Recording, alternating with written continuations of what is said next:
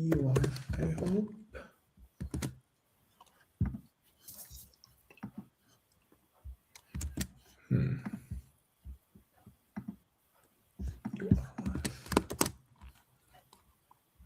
Okay, we should all good. So hey everyone, today we have a stream that is and talk that is very close to me and very close to my heart.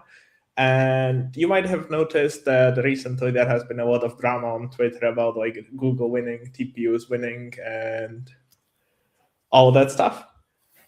And yeah, today we have a talk about that is talking about TPUs, but from the lowest level possible, and that is designing the chip itself.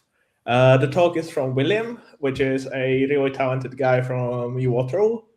And yeah, I'm really stoked about this presentation and leaving it up to you. Okay. Thank you, Mate. Yeah, so I'll get started. And yeah, so in this in the talk, I'll be talking about a TinyTPU chip that I designed and also taped out or sent to the factory for printing into a real chip. And I'll also be talking about using that chip from the very highest levels, including the PyTorch as well.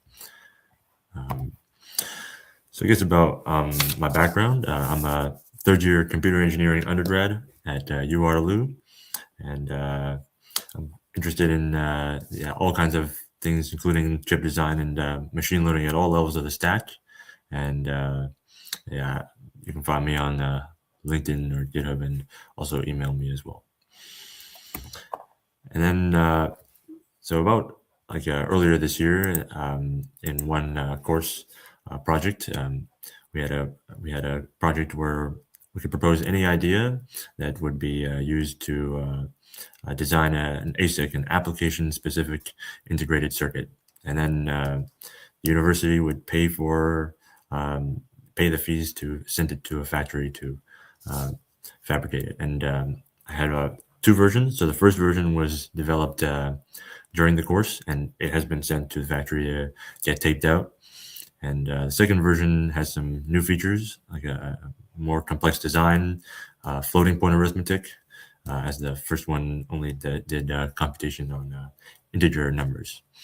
And overall, I'll be talking about the general functionality of the chip and all the kind of design process, and like I said before, how we can use the chip at various levels of the stack. And of course, we'll start with hardware architecture, including the heart of the chip, the systolic array, and various kind of control sequences of interacting with the chip. And so looking at the overall architecture, the chip is of course implemented on real hardware. It's going to come out in a real chip. That chip is going to be extremely tiny because that way the cost of the chip to send it to get fabricated is low, and the chip is actually measures around 320 by 100 micrometers. So that's a tenth of a millimeter, or like extremely small. And as a result, we can't really multiply the same size of matrices as Google's TPUs in the hundreds by 100, like 200 by 200, or even bigger, I believe. So we'll just do 2 by 2 matrices, but that's generalizable, as any matrix multiplication can be decomposed into smaller matrix multiplications. And here, our most basic unit is going to be 2 by 2. And then besides the systolic array, which does the actual computation, there's a little bit of some registered units, or you might call it SRAM as well, buffer matrix elements, and also naturally a control unit to manage everything and synchronize things as well. And of course, the whole process of sending this chip to the factory to get taped out was done in a project called TinyTPU, which was started around 3 years ago by a guy named Matt Venn. And it's just a way for anybody to just pay a little bit of money and get some kind of a digital or an analog integrated circuit design on a real chip. And that chip, as in TinyTPU is basically a multi-project wafer.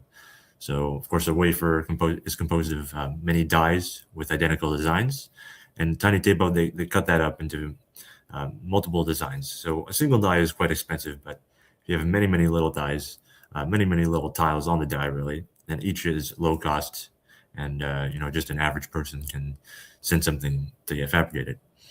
And and then to get something like to get into the design process, of course, you start with a kind of a hardware description language called Verilog, which is basically like coding up the circuit, but that code will eventually get synthesized into like wires and cells and transistors.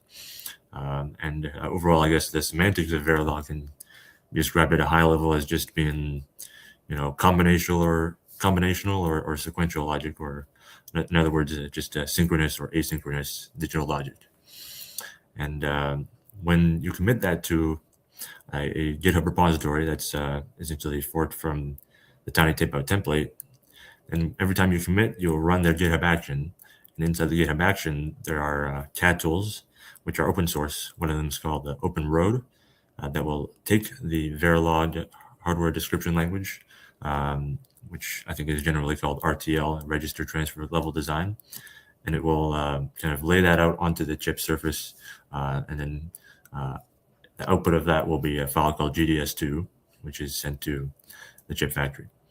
And then ultimately, this the type of layout is determined by the physical, the physical permissions of the chip. So that would be like the process node. So I think these days the most modern ones are 2 nanometer, but because TinyTPU tries to make things low cost, it only uses things that are like free or open source. So Open Road is open source, and it's free. And similarly, I think while these days there are the most advanced process nodes like TSMC are they're more commercial and quite expensive.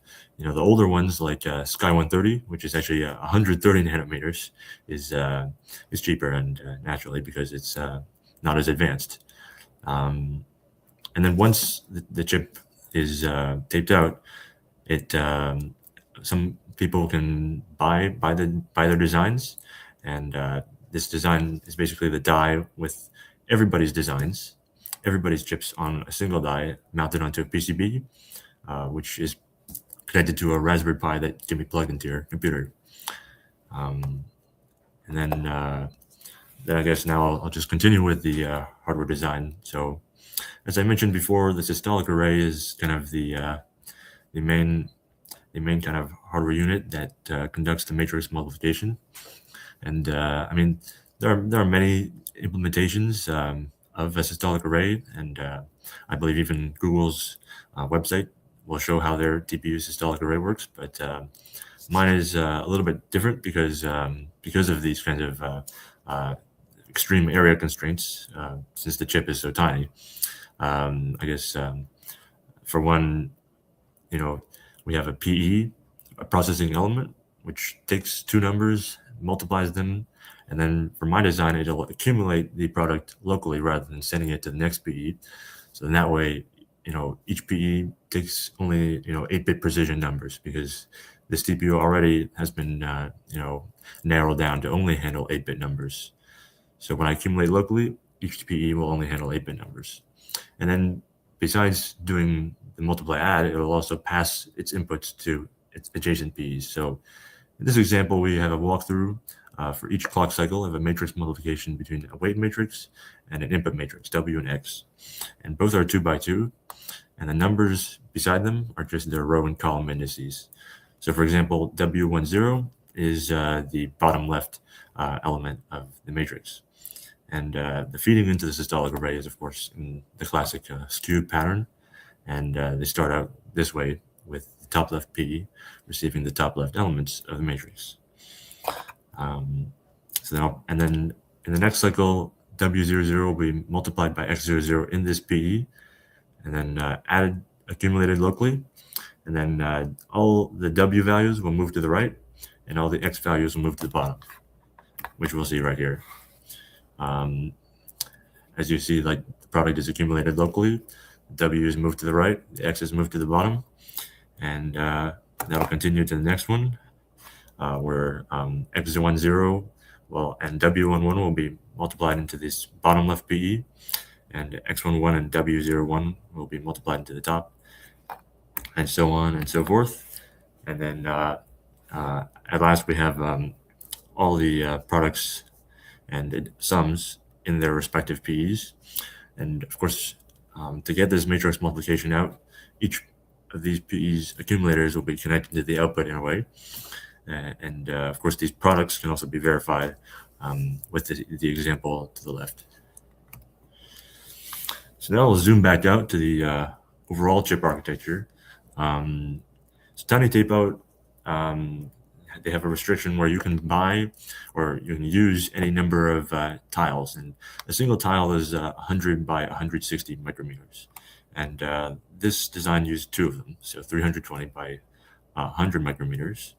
And but no matter how many tiles you use, the chip can only the chip's I/O pattern is the same. So you can only have 8 input ports, dedicated input ports, dedicated, and then another 8 dedicated output ports, and then finally a set of 8 bidirectional ports, which are full duplex actually. And then besides that, the design also has a clock to synchronize the circuit, as well as a reset. And of course, the clock and reset, by the way, are connected to each of the memory, systolic array, and control unit modules. But of course, illustrating the connections here would be a bit too cumbersome, so that was omitted. But clearly here, the dedicated input ports are only 8 bits wide, and they are sent to the memory, which collects all the matrices together. And then once you have the entire set of two matrices to be used in the product, then they're sent to the systolic array. And then the systolic array takes 4 cycles, as was illustrated previously, to spit out all the C. Let's say I just call it C, because A times B equals C. But then that comes out, and then the control unit multiplexes those values to the output pin, the dedicated output ports, because all the outputs end up having to get serially sent out to the 8-bit outputs. And then besides that, the other signals that you see here, enable, wait stationary, load waits, fuse transpose, fuse ReLU, element wise, this kind of like instruction signals, right? Because this chip can also support various fused operations, and it can also support stationary waits and other kinds of things. But so it's kind of like a custom instruction signals, like I've mentioned. But at the same time, I'd also like to stress that the memory loading order is hard coded, because that enables kind of faster throughput, that enables delivering faster throughput. And that memory order specifically is just row major for both matrices, the waits first and then the input second. And then after I conducted that hardware design and mapped it out, used the automatic CAD tools to place and route them onto the chip. As I said previously, the Tiny Tape Out, they run the CAD tools automatically. You don't need to be an expert to know how it does it, but I think it's still pretty cool, since there are many kinds of graph algorithms and many kinds of various graph algorithms applied as well. And this chip die is, of course, the 320 by 100 micrometer measurement, and this link will lead to lead to this image, except it'll be in a 3D view. And then finally, I'll mention that this slide is from the first version of the TPU chip. So it implemented integer arithmetic. So each of the systolic array products were just a simple integer arithmetic, and in Verilog, that's just trivially, just the star or the plus operators. And then, as you can see, also from the layout, it's the chip occupies the entire area and is very well spread out overall. And then the second version, implemented floating point arithmetic. I happen to see on Twitter, I saw there were many debates between the efficacy of floating point and integer arithmetic in Silicon, and I decided to try it myself. And it turns out that from here, implementing floating point arithmetic for FP8 rather than int8 turned out to be cheaper in a way in Silicon. But in this chip, besides that, I also implemented several of those newer instruction input possibilities, as well as kind of simplified control logic as well. And then just to revisit, the top here of the die is also where the 8 input ports, the 8 output ports, and the 8 bidirectionals are located. And so then, sometimes in the design, there can be timing issues when it comes to synchronization with the clock, because the signals have to travel all the way to the bottom and then all the way to the top. But that'll be talked about when I discuss the verification process of the chip. And then, sorry? If I may, some questions real quick. Yeah.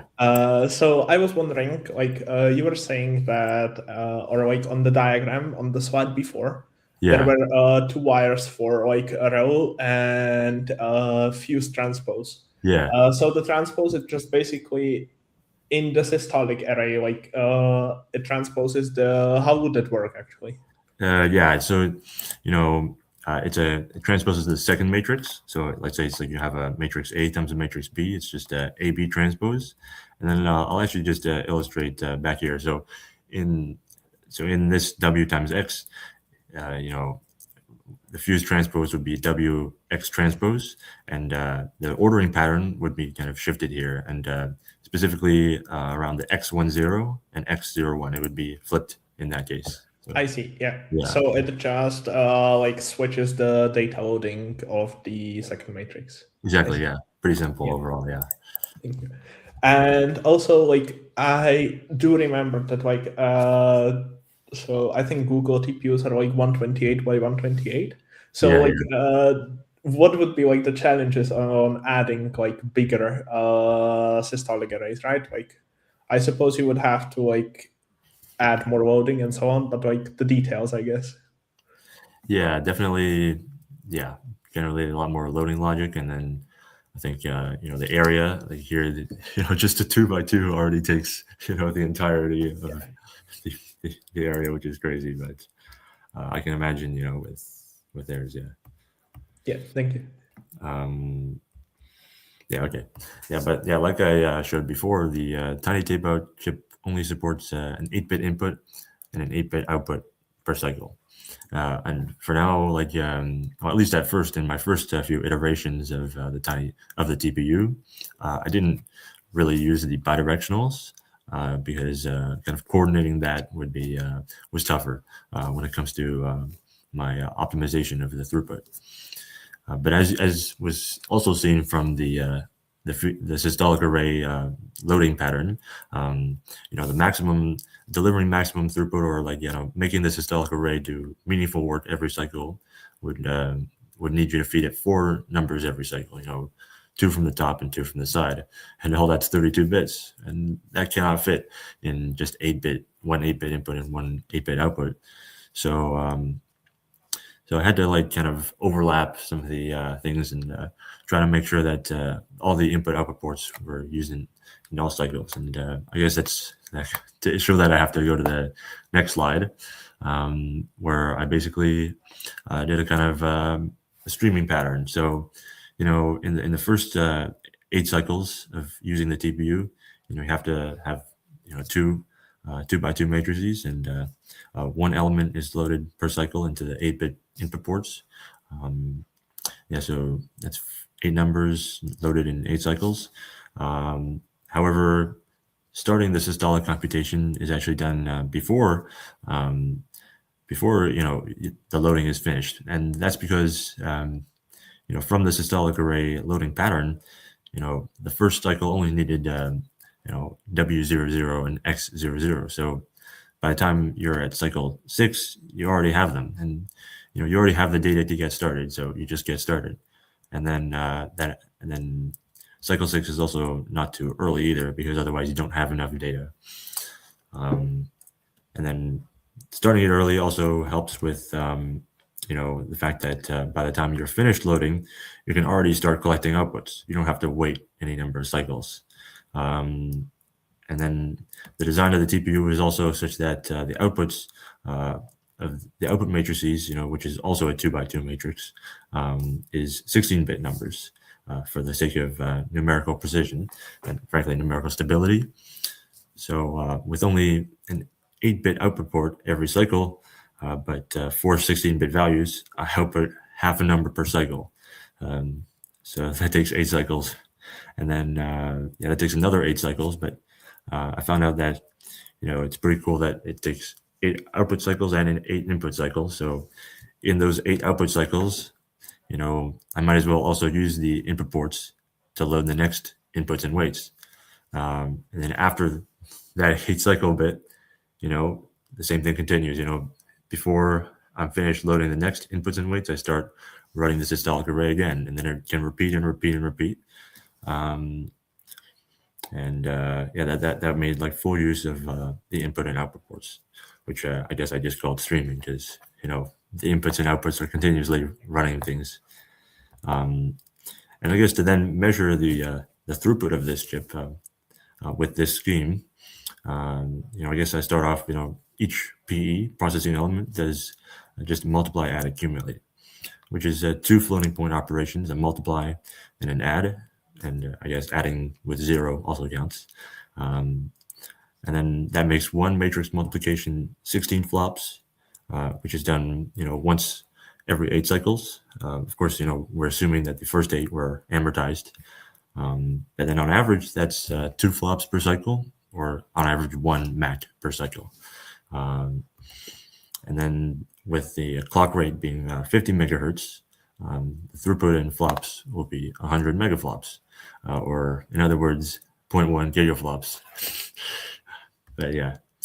And then once the kind of overall design was complete, I then went on to the verification to, make sure that the chip actually works when it has come out of the factory.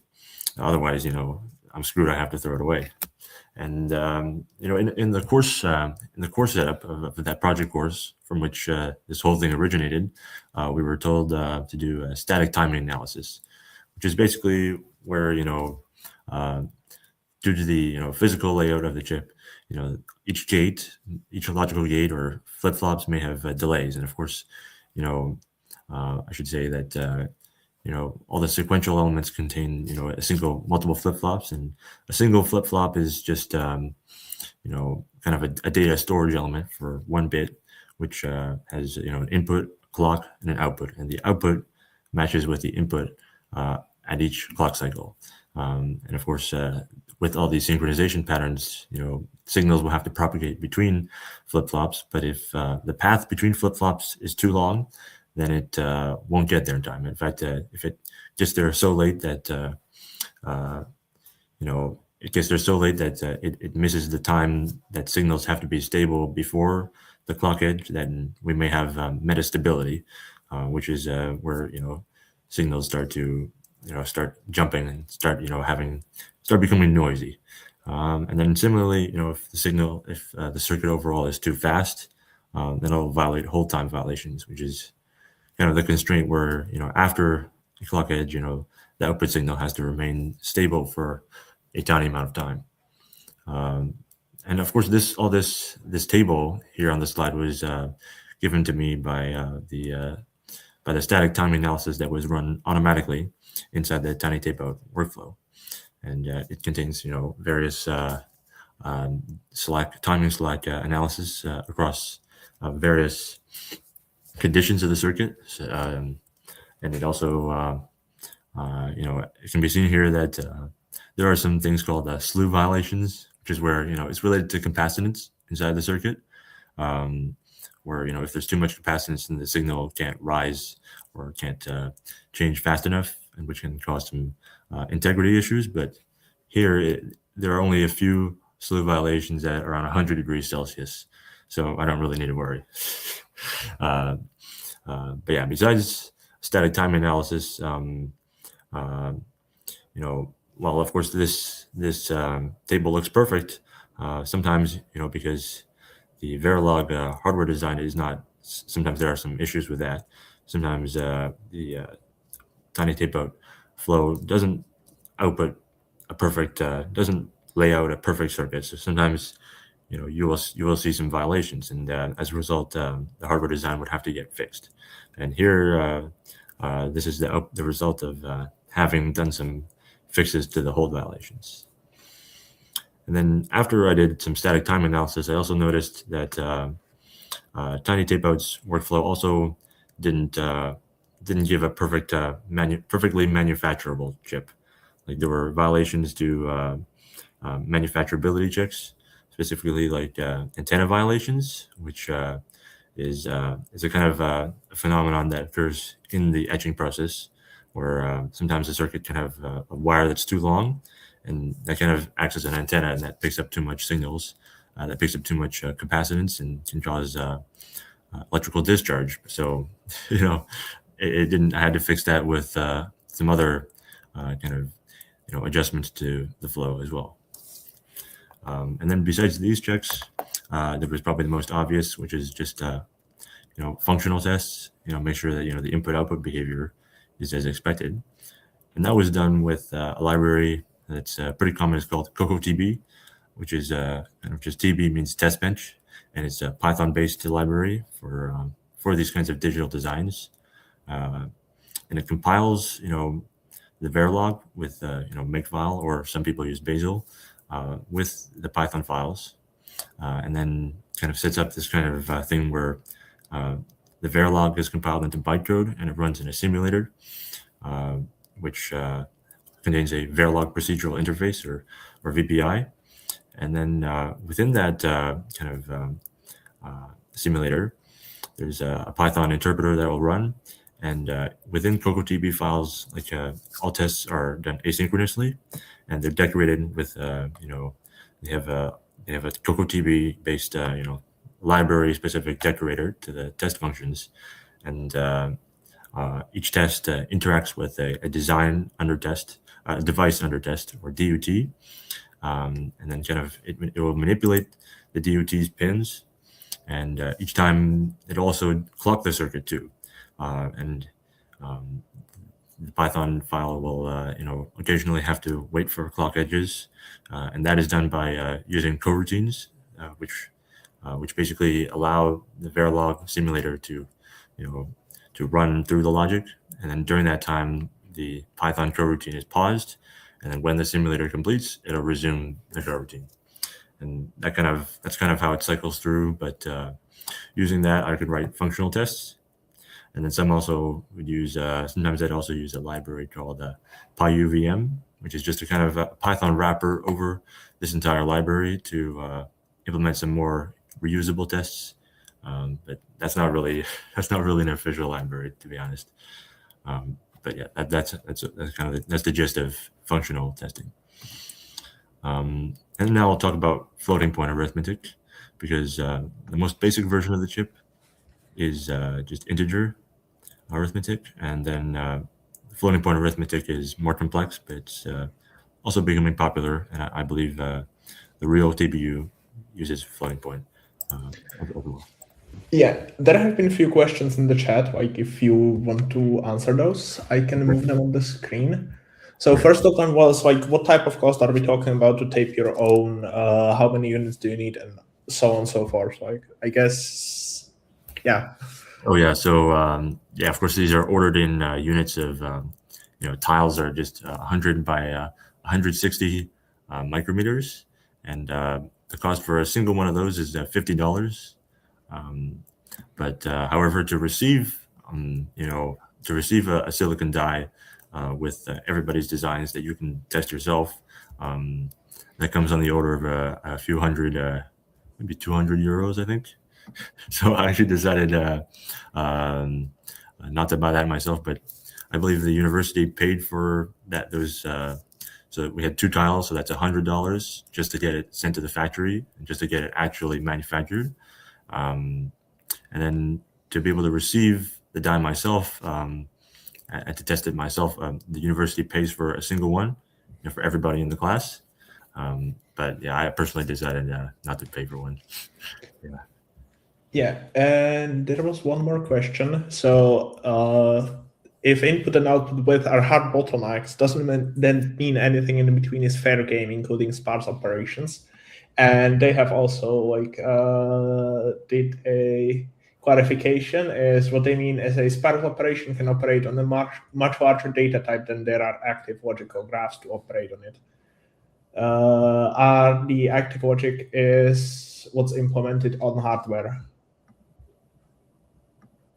Yeah, it's a bit long question. I can show the second part, I guess. What I mean by this is a sparse operation can operate on a much larger data type than there are active logical graphs to operate on it.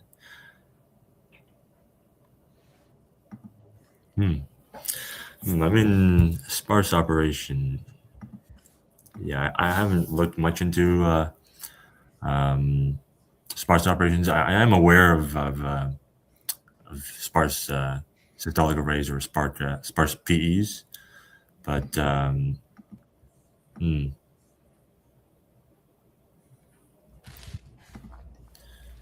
I'm also surprised by the thing about I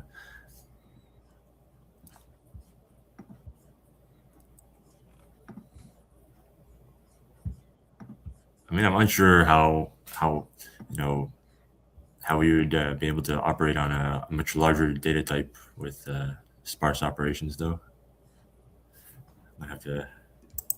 Yeah, makes sense. Yeah, let's continue. If they have some more clarifications to that, they can send it in chat again. Yeah, and of course I have my contact information. I give it at the beginning, and I'll give it at the end. So if they like to contact me for for further follow-ups, I'd be happy to. But yeah, we'll continue with floating point arithmetic. And I guess this section is just going to cover how I implemented that in my circuit. I'd probably assume that floating point arithmetic is getting pretty common now. So, but yeah, floating point numbers here. Just I guess a refresher is just composed of just a sign, an exponent, and a mantissa. And under normal floating points, it's just minus one. The value of a floating point number comes from this formula. That's probably because the exponent is unsigned, so there's a bias to it, and the mantissa has been normalized. And there are, of course, two FP8 formats, E4M3, and E4M3 is actually what I implemented in my circuit. Of course, the physical constraints limit, what I can do. So I had to just stick with one, and I just stuck with E4M3.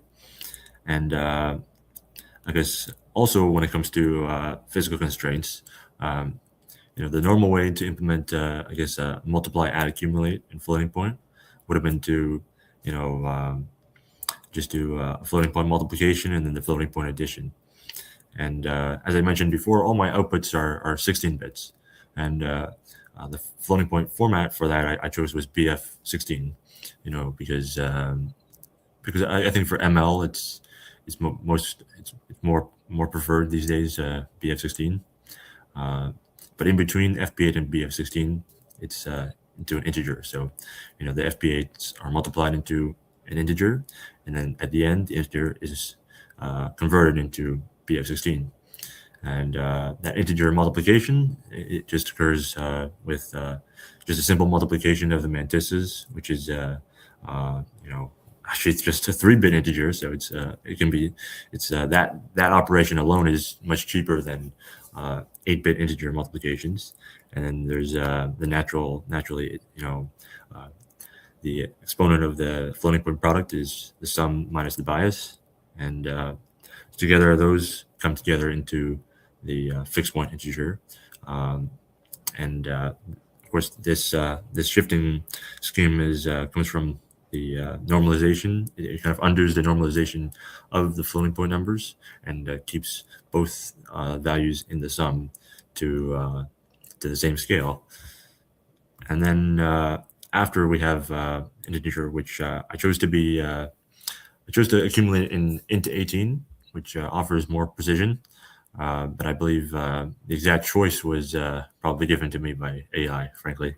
And then to convert into 18 to BF16, it's frankly it's much simpler than if I had to do a floating point addition, because floating point addition is always bad, and it's so simple. It's just a leading zero detector, to determine where's the first non-zero bit, and then from there, you capture the first 7 bits, and then that's your mantissa, and then find the shift for the leading zero detection, and that's your exponent. Quite simple. And I guess to once again recap why I did this way, floating point addition is really expensive. In general, in a circuit, most people would care about power, performance, and area, or PPA, and the amount of the crazy amount of logic is bad for power, and it's definitely bad for performance. And just having to implement more logic also takes up more area. And in fact, I tried that on the TPU chip in my initial attempts to do floating point arithmetic, and it just blew up the area. Tiny tape outs, layout tools just gave up, and it couldn't synthesize all that in 2 tiles. And I was also able to confirm that this kind of integer accumulation scheme is used in general. It's used in NVIDIA's H100 GPU, and it was shown by DeepSeek's research. Although there, according to the DeepSeek paper I saw, it's an H100 just does a 14-bit fixed point arithmetic.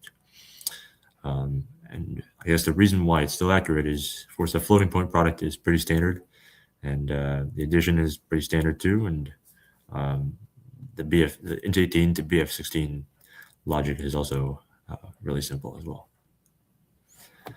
And then to validate my scheme, I decided to kind of do a bit of an error scan. I took a large combination of products from -10 to 10 and then kind of measured the error.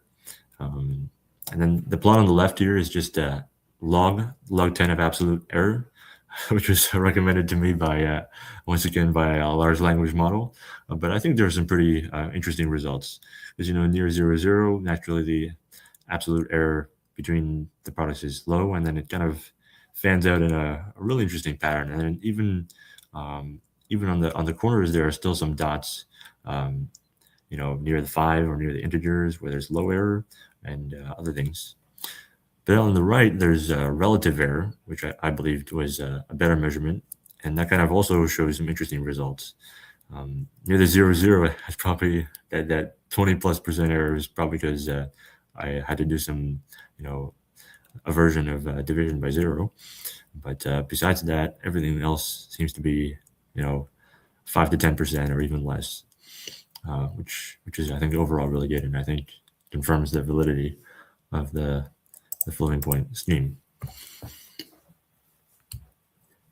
So then I guess moving on to some of the kind of more software side, in which I wrote matrix multiplication kernels for the TinyTPU.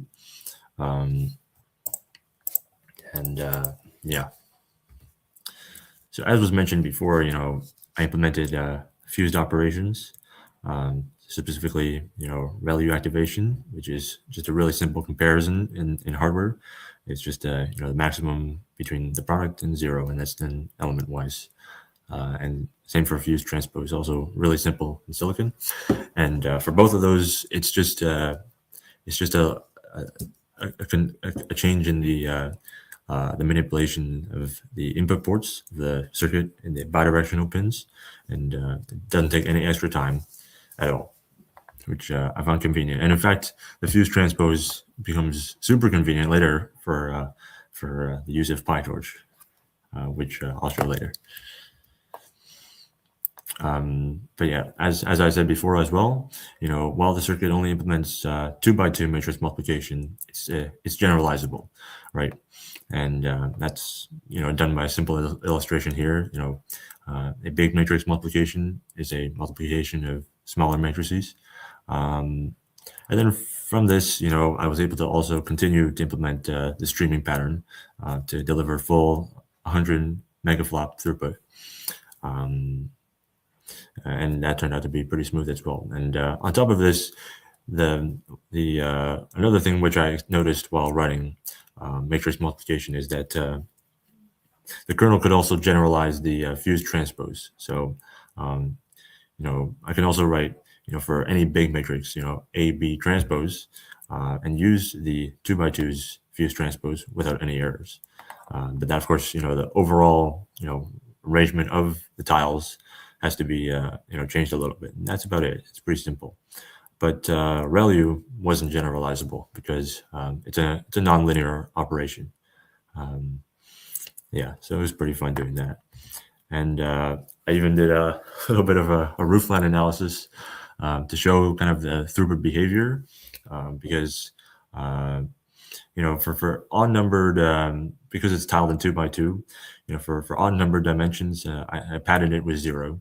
So obviously from, I noticed pretty evidentially from this analysis that with odd numbered dimensions, you're not able to squeeze out as much throughput as you should have. But with even numbers, it's much easier. And then another thing I probably noticed from the tiling scheme is that I wanted to be able to reuse tiles. Some tiles here are reused. Like, for example, the top left tile of the A matrix is used with each of the tiles on the top row of B. So probably one way to reuse tiles without having to reload them into the TPU is kind of stationary weights. But the scheme of the systolic array isn't necessarily stationary, but I can keep tiles in memory without having to manipulate them again. And I kind of did that very recently, probably within the last couple of days, where I decided to change the control scheme a little bit, and that ended up doubling the throughput because the change to the timing diagram here is that at the start of the warm-up stage, you still take 8 cycles to load some elements.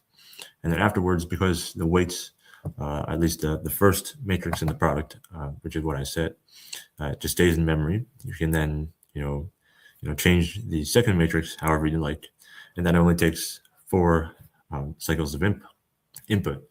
But then to output 4 16-bit values, I decided to use both the 8-bit output pins and the bidirectionals, since the bidirectionals are also full duplex. But that's just an experiment just to see if that was possible. But overall, I think the benefit is that the systolic array is always running, even though it's not always at full bandwidth. As you can see by the arrows, it's always restarting and starting. And that allows the doubling of throughput. So I guess when you have matrix multiplication kernels, then you can run machine learning. And however, as was mentioned before, the chip only implements 8-bit arithmetic. It's low precision, so that'll require something called quantization aware training. And normally, I guess previously, most training is done in higher precision to allow for more precise updates and to make the training stable. But when you compress the model, that loses information, which may hurt accuracy. So I decided to use quantization aware training, which is I found really cool. And all that does is just simulate the loss of information in the training process by adding a quantization and a dequantization. And quantization is just, it rounds a number, or it scales the number into the 8-bit range, and then offsets it by 0 point, and then rounds it and clamps it. But the rounding and clamping, that primarily applies for integers. And then, the dequantization is just a reverse of that. But the result of that is a number that has lost some information due to the quantization. And of course, the scale and the 0 offset, the 0 point are updated by gradient descent.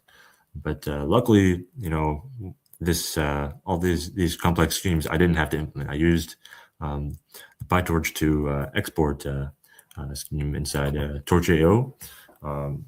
And what that does is that handles the quantization stubs automatically.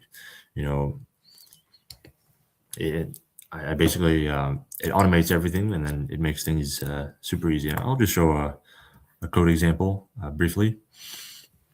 And this is from the PyTorch documentation. So at the top, there's like a subset of Torch.io, which deals with PT2E or PyTorch 2 export. And then there's a model definition with the simple linear layer. And all you do is you just do torch.export.export, which returns a model computation graph.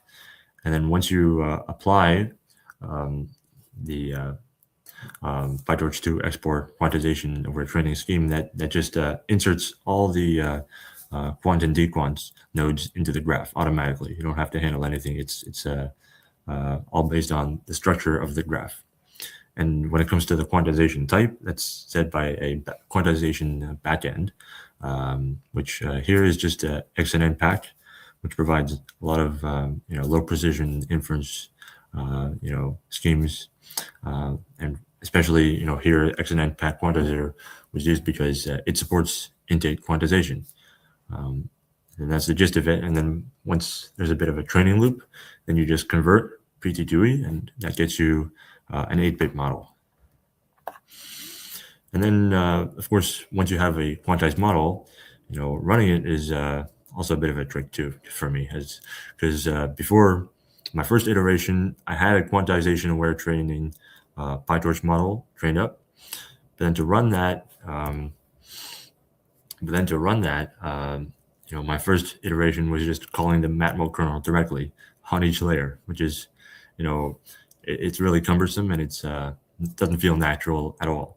So instead, to implement inference from the PyTorch interface, I have to kind of put this TPU matmul kernel into the PyTorch backend, and of course I have to then go into the model's computation graph and replace every linear operator with a TPU kernel, and that's done.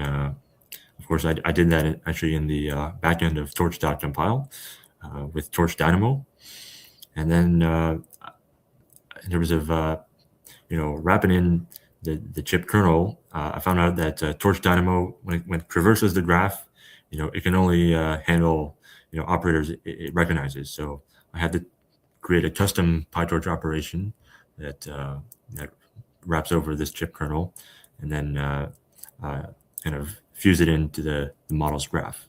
And as you can see here as well, the PyTorch linear layers compute X8 transpose plus B, which happens to match perfectly with fuse transpose. Like, I didn't expect it when I found out, but it fit perfectly actually.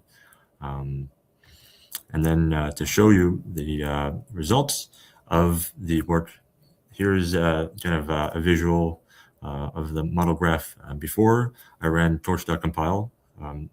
And this is just the model that was trained with quantization aware training. And you don't need to really see the words here. Unfortunately, I didn't replace the nodes myself, but the overall structure here is that, there's still quantizers and dequantizers, and the PyTorch linear layers are still here. And then I created a custom torch.compile backend. So it's just called with an argument to torch.compile. Backend is a certain argument, and I just created my own backend and then pass that in. And the result of that is that it removes all the quantizations of the inputs, and then it replaces them, fuses them into the operator, and replaces them with the TPU matmul operators. And then beyond that, I think running inference also had another obstacle. PyTorch is synchronous, but CryptoDB, which is the if you recall, is the Python library for running the hardware in simulation, just to make sure I can run the chip with PyTorch. That's asynchronous. It's and of course it's all based in a single event loop, and what's even worse is that you have to call it from the main thread. So to kind of put them together, there was a lot of weighting scheme and asynchronous dealing and etc. And that was kind of nasty, frankly. So I think in future developments, I have to look at how to clean that up in a way. But once I fixed that, I trained a simple MNIST model, just a 2-layer MLP in PyTorch in the quantization aware training scheme that I did. And then once I converted it to 8-bit integer models and ran it with the PyTorch backend on the test set, not the training set, the results turned out pretty good. I took the first few numbers because overall the chip is still really, really slow. There's still a performance degradation because it's so tiny. So I just decided to run it on the first 5 numbers in the test set of MNIST, and they turned out to predict correctly. So accuracy wasn't lost either. And then I guess now that I'm wrapping up, I guess to share some other references or other cool sources that I found. I guess the first one is a project that I found, which was submitted to another TinyTPU shuttle, which is also a TPU. But this one was special because it used design for test, which is a kind of from what I was able to understand, it's kind of a hardware design where you implement these scan chains that will be able to debug the silicon and debug the various registers so that you can make sure the internals are working. But I think that's a pretty advanced chip, and I found that really cool. And then I guess in terms of my own learnings, I found CS149 at Stanford to be really cool too. It talks about TPUs and hardware implementations of deep neural networks. And then other than that, my reading references included like the implementations of FP8 in H100s, and as well as the implementation of quantization aware training. And I guess to wrap it up, finally, I successfully synthesized a high throughput but also micron scale chip to do machine learning operations, and I designed around it to all levels of the stack. In fact, all the way up to PyTorch. And while, of course, it's not that capable in practice, had I had the proper I/O bandwidth, and also had this chip been potentially fabricated on a more advanced process node, like 2 nanometers instead of 130, I would have been able to fit more logic onto this area. And I think I hope to do some work on this in my career, in my professional career. And so I'm looking for, internships for next summer, or, university research assistantships. And, if, please contact me, if you have these positions, and my email is here below. It's my Waterloo email. So yeah, thank you, everyone. Yeah. Yeah. Thank you very much. Very cool work. And yeah, I'm kind of wondering, like, have you tried to train something more difficult on that? Or like, I know it would take some time, but you can just leave it running, Yeah, I guess the training was actually done on my own PC, because if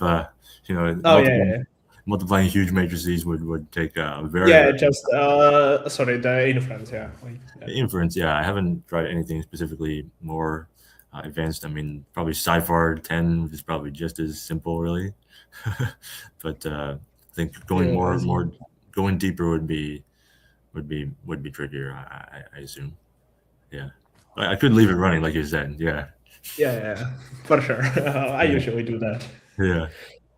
Just leave stuff running. Yeah, thank you very much. Very cool talk. Like, unless people have any more questions in the chat, which we can wait, we can conclude it here.